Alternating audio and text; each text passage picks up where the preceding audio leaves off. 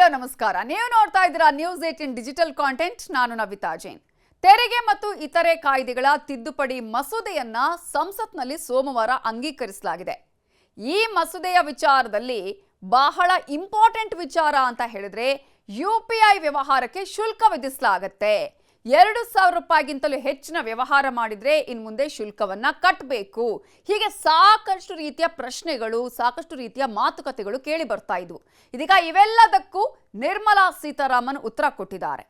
ಹಾಗಾದ್ರೆ 2,000ಕ್ಕಿಂತಲೂ ಹೆಚ್ಚಿನ ವ್ಯವಹಾರವನ್ನ ಯುಪಿಐಲಿ ಮಾಡಿದ್ರೆ ಇನ್ನು ಮುಂದೆ ಶುಲ್ಕವನ್ನ ವಿಧಿಸಲಾಗತ್ತಾ ಅನ್ನುವಂತಹ ಪ್ರಶ್ನೆಗೆ ಉತ್ತರವನ್ನ ಕೊಡ್ತಾ ಹೋಗ್ತೀನಿ. ಆದರೆ ಅದಕ್ಕಿಂತ ಮುಂಚೆ ನ್ಯೂಸ್ 18 ಕನ್ನಡದ ಯೂಟ್ಯೂಬ್ ಚಾನಲ್ ಅನ್ನು ಸಬ್ಸ್ಕ್ರೈಬ್ ಮಾಡಿಲ್ಲ ಅಂತ ಹೇಳಿದ್ರೆ ಸಬ್ಸ್ಕ್ರೈಬ್ ಮಾಡಿ, ಲೈಕ್ ಮಾಡಿ, ಶೇರ್ ಮಾಡಿ. ಈಗಾಗಲೇ ಸಂಸತ್ತಿನಲ್ಲಿ ಒಂದು ಮಸೂದೆ ಮಂಡನೆಯಾಗಿದೆ. ಅದು ತೆರಿಗೆ ಮತ್ತು ಇತರೆ ಕಾಯ್ದೆಗಳ ತಿದ್ದುಪಡಿ ಮಸೂದೆ. ಈ ಮಸೂದೆಯ ಪ್ರಕಾರ ನಿರ್ಮಲಾ ಸೀತಾರಾಮನ್ ಅವರೇ ಹೇಳಿರುವ ಉತ್ತರದ ಪ್ರಕಾರ ಯಾರ ಮೇಲೂ ಚಾರ್ಜ್ ಹಾಕಲ್ಲ, ಸಣ್ಣ ವ್ಯಾಪಾರಿಗಳ ವ್ಯವಹಾರಕ್ಕೂ ಶುಲ್ಕ ಇರಲ್ಲ ಅಂತ ಹೇಳಿದ್ದಾರೆ. ಪ್ರಮುಖವಾಗಿ ಯುಪಿಐ ಮೇಲೆ ಯಾವುದೇ ತೆರಿಗೆಯನ್ನ ವಿಧಿಸುವುದಿಲ್ಲ. ಡಿಜಿಟಲ್ ಪಾವತಿ ವ್ಯವಸ್ಥೆಯ ತೆರಿಗೆ ರಹಿತವಾಗಿಯೇ ಉಳಿಯಲಿದೆ ಅಂತ ಹಣಕಾಸು ಸಚಿವೆ ನಿರ್ಮಲಾ ಸೀತಾರಾಮನ್ ಸ್ಪಷ್ಟಪಡಿಸಿದ್ದಾರೆ. ಕಳೆದ ವಾರ ಲೋಕಸಭೆಯಲ್ಲಿ ಅಂಗೀಕಾರ ಆಗಿತ್ತು. ಇದೀಗ ರಾಜ್ಯಸಭೆಯಲ್ಲೂ ಕೂಡ ಅಂಗೀಕಾರ ಆಗಿದೆ. ಧ್ವನಿ ಮತದ ಮೂಲಕ ಅಂಗೀಕಾರ ಆಗಿದ್ದು ಸಂಸತ್ತು ತೆರಿಗೆ ಮತ್ತು ಇತರೆ ಕಾನೂನುಗಳ ತಿದ್ದುಪಡಿ ಮಸೂದೆಯನ್ನ ಅಂಗೀಕರಿಸಿದ ಬಳಿಕ ಈ ವಿಚಾರಕ್ಕೆ ಸಂಬಂಧಪಟ್ಟ ಹಾಗೆ ಅವರು ಉತ್ತರವನ್ನ ಕೊಟ್ಟಿದ್ದಾರೆ. ಯುಪಿಐ ಡಿಜಿಟಲ್ ಪಾವತಿಗಳ ಮೇಲೆ ಯಾವುದೇ ಹೊಸ ತೆರಿಗೆಯನ್ನ ವಿಧಿಸುವುದಿಲ್ಲ. ಯುಪಿಐ ವಹಿವಾಟುಗಳು ಎಂದಿನಂತೆ ಮುಂದುವರಿಯುತ್ತೆ ಅಂತ ಕೇಂದ್ರ ಸರ್ಕಾರ ಸ್ಪಷ್ಟಪಡಿಸಿದೆ. ಇದು ಯುಪಿಐ ಪಾವತಿದಾರರಿಗೆ ದೊಡ್ಡ ಖುಷಿ ಸುದ್ದಿ ಅಂತಾನೆ ಹೇಳಬೇಕು. ಸರ್ಕಾರ ಕೊಟ್ಟ ಸ್ಪಷ್ಟನೆ ಏನು ಅಂತ ನೋಡೋದಾದ್ರೆ, ಆರ್ಥಿಕ ವಹಿವಾಟುಗಳನ್ನು ಸುಲಭಗೊಳಿಸುವುದಕ್ಕೆ ಮತ್ತು ಡಿಜಿಟಲ್ ಪಾವತಿಗಳನ್ನು ಉತ್ತೇಜಿಸುವುದಕ್ಕೆ ಈ ತೀರ್ಮಾನವನ್ನು ಕೈಗೊಳ್ಳಲಾಗಿದೆ. ಈ ಮಸೂದೆಯಿಂದ ಯುಪಿಐ ಮೇಲೆ ಯಾವುದೇ ರೀತಿಯ ತೆರಿಗೆ ಆಗಿರಬಹುದು, ವಹಿವಾಟು ಶುಲ್ಕವನ್ನು ವಿಧಿಸಲಾಗುವುದಿಲ್ಲ ಅಂತ ಸ್ಪಷ್ಟಪಡಿಸಿದ್ದಾರೆ. ಯುಪಿಐ ಪ್ರಾರಂಭ ಮಾಡಿದ್ದೇ ಡಿಜಿಟಲೈಸೇಷನ್ ಆಗಬೇಕು, ಎಲ್ಲರೂ ಕೂಡ ಡಿಜಿಟಲ್ ಅಲ್ಲಿ ಪೇಮೆಂಟ್ ಮಾಡಬೇಕು ಅಥವಾ ಟ್ರಾನ್ಸ್ಫರ್ ಮಾಡಬೇಕು, ಇಂತಹ ವಹಿವಾಟುಗಳನ್ನು ಮಾಡಬೇಕು ಅಂತ ಹೇಳಿ ಯುಪಿಐ ಪ್ರಾರಂಭವಾದಾಗಿನಿಂದಲೂ ಗ್ರಾಹಕರು ಉಚಿತವಾಗಿ ಇದನ್ನು ಬಳಸ್ತಾ ಇರೋದ್ರಿಂದ ಯಾವ ಭಾರತೀಯನೂ ಕೂಡ ಯಾವುದೇ ಯುಪಿಐ ಶುಲ್ಕವನ್ನು ಪಾವತಿಸುತ್ತಿಲ್ಲ. ಇದೇ ಪದ್ಧತಿ ಮುಂದುವರಿಯಲಿದೆ ಅಂತ ಹೇಳಿದ್ದಾರೆ.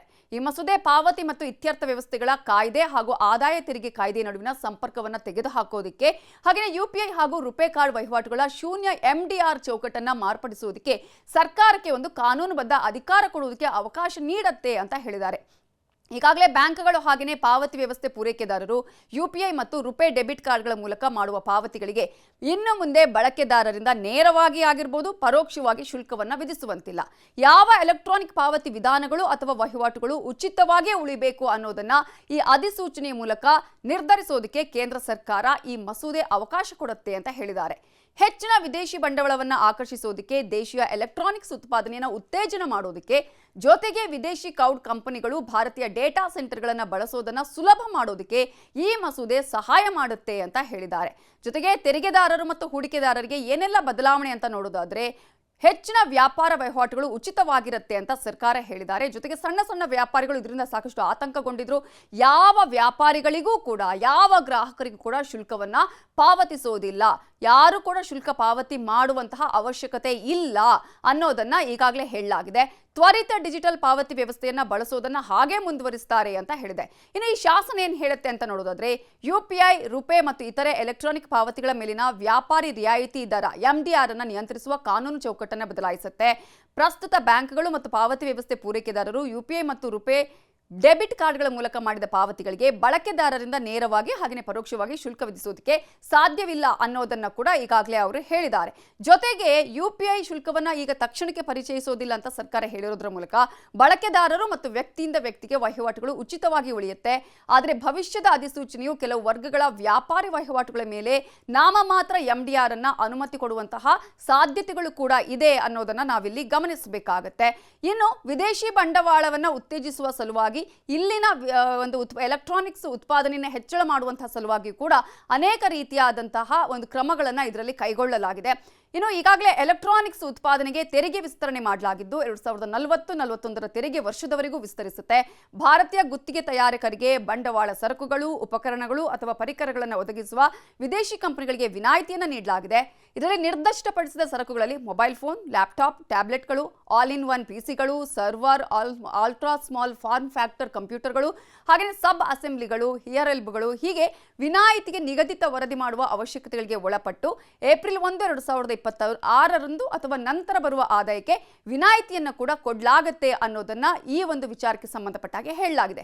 ಹಾಗಾಗಿ ಸಾಕಷ್ಟು ಜನರಿಗೆ ಒಂದು ಟೆನ್ಷನ್ ಇತ್ತು, ಇನ್ನು ಮುಂದೆ UPIಗೆ ನಾವು ಶುಲ್ಕವನ್ನ ಪಾವತಿಸಬೇಕಾ, ಈಗಾಗಲೇ ಸರ್ಕಾರನೇ ಇಂತಹ UPI ಪೇಮೆಂಟ್ ಮಾಡಿ ಅಂತ ಹೇಳಿದೆ, ಈಗ ನೋಡಿದ್ರೆ ಶುಲ್ಕವನ್ನ ವಿಧಿಸುತ್ತಾ ಅಂತ ಹೇಳಿ ಇದರ ಬಗ್ಗೆ ಸಾಕಷ್ಟು ಚರ್ಚೆಗಳಾಯಿತು. ಒಂದು ರೀತಿಯಾಗಿ ವಿಪಕ್ಷಗಳು ಸಾಕಷ್ಟು ಆರೋಪವನ್ನ ಮಾಡಿದ್ವು.